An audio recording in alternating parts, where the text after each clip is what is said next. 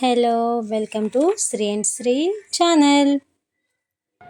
Hi friends, welcome to my channel. This is my first video.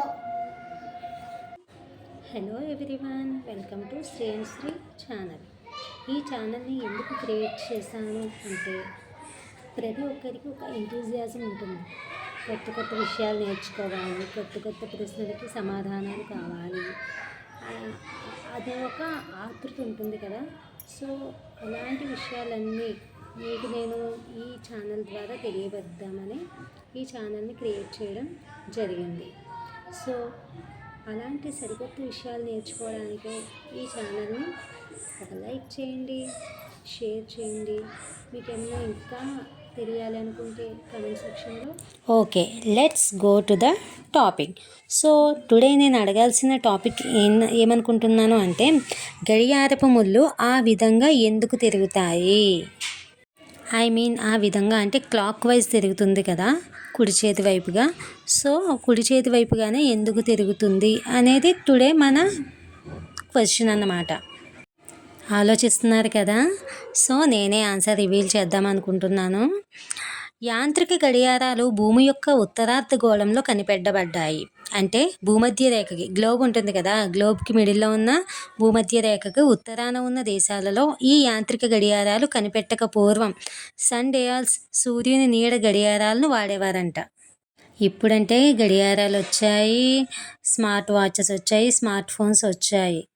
Yes, అవును, అందరి చేతిన ఉంటున్నాయి smart watches. కానీ పూర్వం అలా కాదంట. సూర్యుని నీడని బట్టే సమయం ఎంత అయ్యిందో తెలుసుకునేవారంట మన పూర్వీకులు.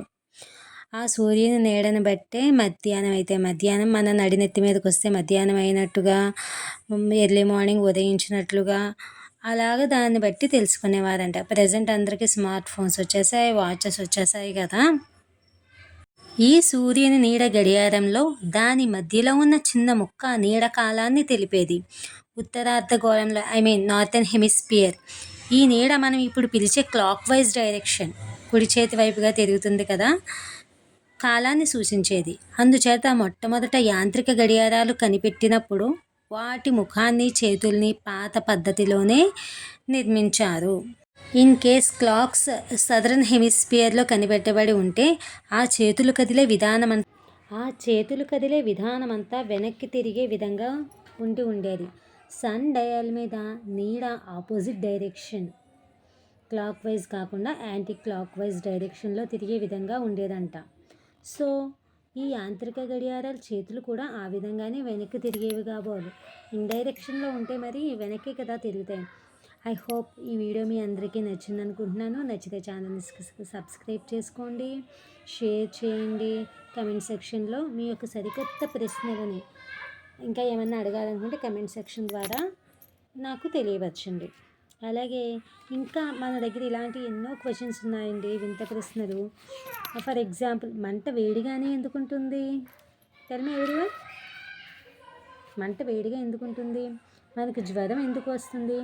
ఎండలో ఉన్నప్పటికీ చెట్ల ఆకులు వేడిగా ఎందుకు ఉండవు?